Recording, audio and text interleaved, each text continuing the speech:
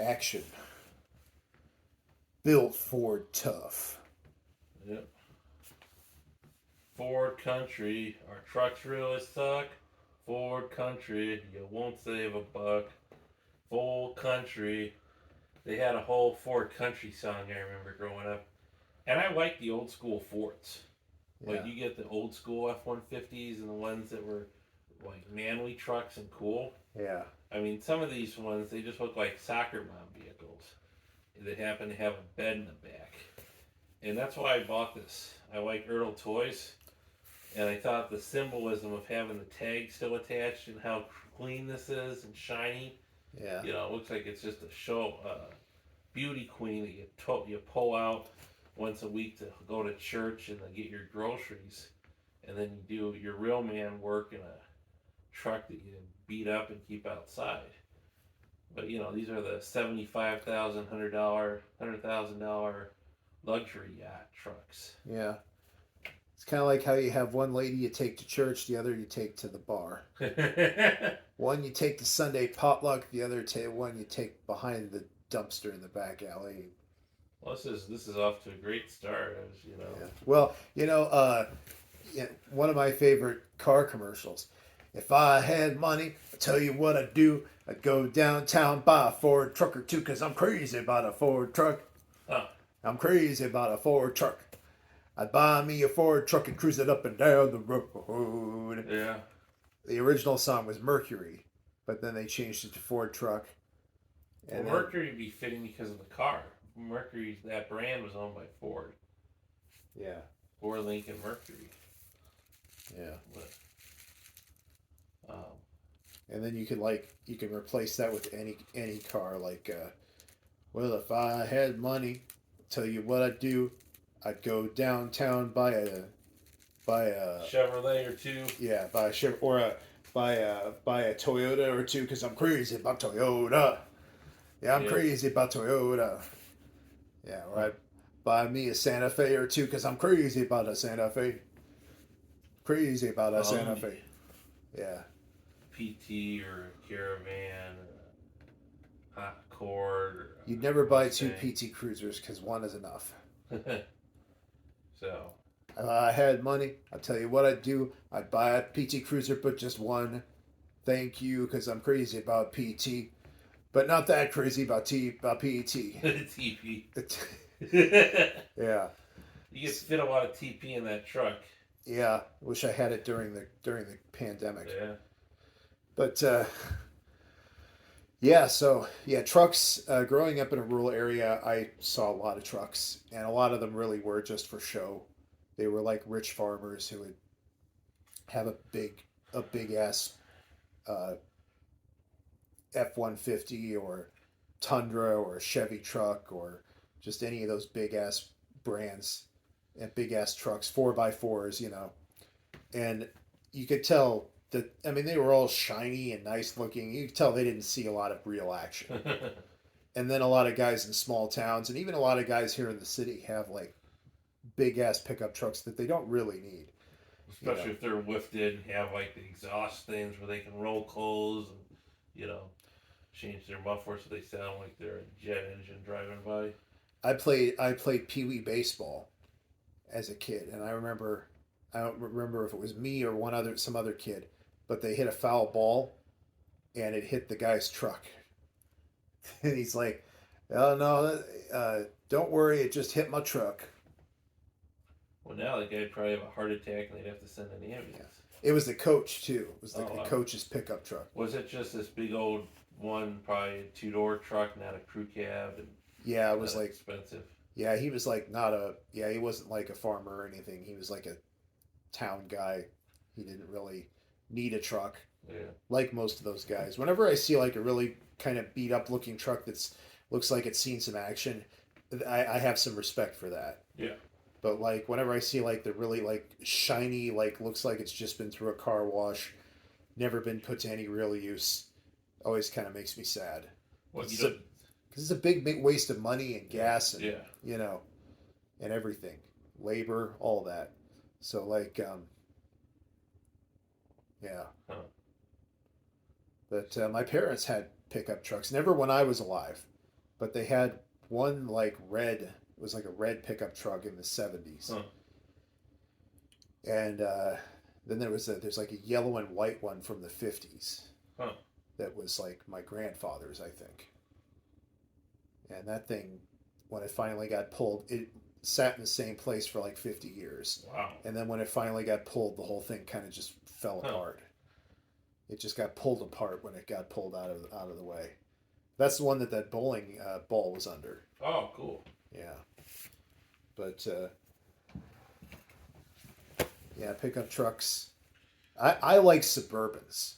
Like to me, a Suburban is worth having because you have that storage space, but it has a roof over it. Yep. Like a Suburban is like a truck. It's basically like a covered truck.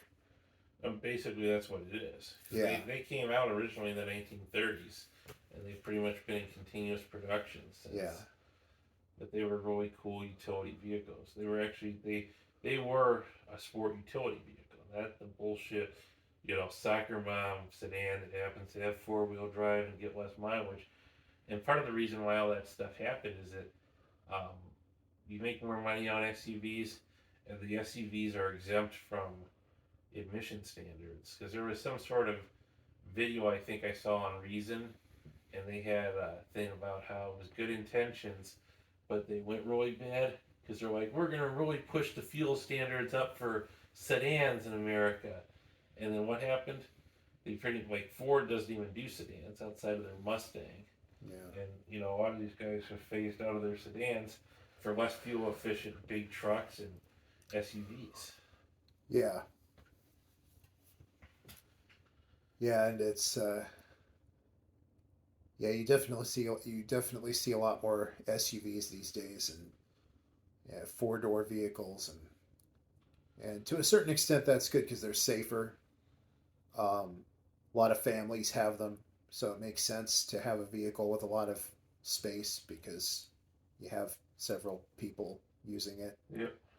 Um, yeah, the Toyota Tundra is kind of like I think that's their equivalent of a Suburban, isn't it? Like the Tundra or Forerunner, I think, is for an SUV, but Tundra is the equivalent. So you have like this truck, the F-150. yeah. There's one that's like, geez, I researched all of this. It's Tahoe. Maybe That's it's Chevy. Chevy Tahoe. Yeah. There's one that's like a Suburban. I forget what it's called, but it's like it's a Toyota. Runner, maybe. I'm trying to think of what all they have. They got all kinds of. Yeah, I think. I'm not familiar that much with them. I know they have the Land Cruiser, which is like Yeah. the ridiculously expensive one. Yeah, I think whatever it is, it starts with a T. It's not Tundra, but it's like similar to that. But yeah, at any rate, I guess the point I'm trying to make is that I have nothing against the bigger vehicles. I just think it makes more sense for all of the storage space to be covered instead of having I mean, if you are on a farm or a ranch, then a pickup truck like this makes sense. Well, if you gotta haul something really big, I mean, you can just move a topper off and on. But most people haul something like what every 2 years.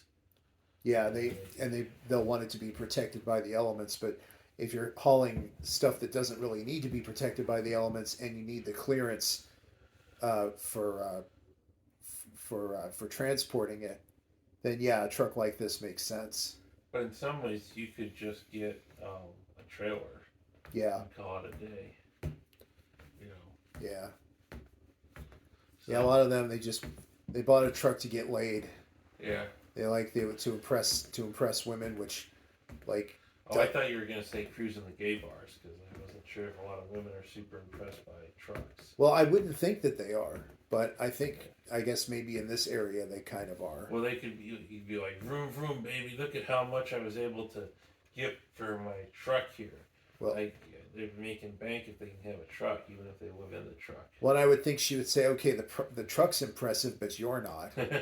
Like the truck just the truck outshines you because you're like this mediocre guy driving a nice truck, so it just underscores how mediocre and unimpressive you are. And then there's also the fact that you don't even own the truck because you're making payments on it for the next like 10 years. Because like most people who own a really fancy car, they don't actually own that car. They're making payments on it. Yeah. Yeah, that's like what Aaron Clary talks about with like his bank experiences. But Like then if, the thing with that truck is that there's a section 179 in the tax code. And if you have a business, it makes a lot of sense to own a truck because you just get way more tax write-offs and subsidies and yeah, all that. But yeah, what were you saying before I? that covered pretty much everything. Pretty much everything I think I have to say about trucks. Oh, except you remember that commercial? I think it's a Chevy commercial where they show the truck that has the aluminum bed versus the steel bed. Okay. Oh, you're falling asleep. Nope. You're saying aluminum versus steel. Aluminum bed versus steel bed, and they they dump a bunch of cinder blocks into both of them. Okay. And of course, the aluminum one doesn't hold up very well at all, Yeah. but then the steel one does. Huh. And it's like those commercials, those Chevy commercials where they make it look like a focus group, Yeah. and the people are like, "Oh man, that's impressive," blah, blah, blah, and it's like, well, yeah, but I mean, how often are you going to dump a bunch of cinder blocks from 10 feet up in the air? I think the aluminum one's probably going to hold up just fine for practical purposes. Plus, it's lighter, so you probably get better gas mileage from Wow. it. That's right. But when you're drunk and you're operating a crane, you're gonna throw. It'd be funny to do like an outtakes video of that. Yeah. Because did they have it on a dolly or a pallet, or how did they have the things? It was like a crane, I think. Huh. Okay. Yeah, they just had them hovering, like dangling over the truck beds, and dumped them both full of cinder blocks. And of course, the steel one held up better, but it's like, yeah, but what does that prove? Like, I mean, unless I mean, yeah, it's the steel ones are going to hold up better, but for like practical purposes, especially if you are buying it just for show, Yeah. you're probably going to want to go with the aluminum then. Yeah. Because it's cheaper and it's uh, lighter, so better gas mileage and whatever. But like, that aluminum wasn't really used very much until the 20th century. Yeah, I believe that. There's a lot of stuff that the war fueled for, Yeah. firearms and the end of FDR's era and all that stuff. But And there's all kinds of different proprietary alloys of aluminum. Like I have this web page that shows it's an encyclopedia of different metal alloys. yeah, you should put it in the comments section.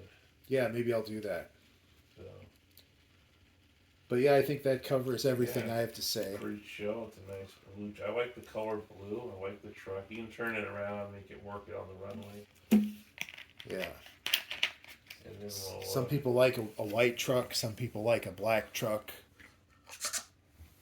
Some people like a Mack truck. Some people like a Robert Stack truck. Oh, we talked to a guy who worked on Freightliners today. Yeah, that was cool. Yeah, that's pretty chill. So yeah, I think we're good, dude. All right, so subscribe to Captain Unusual, and then also, The diecastinator. yep. And this has been our weekly collaboration. Yeah. Lots of fun, and we'll see you next time.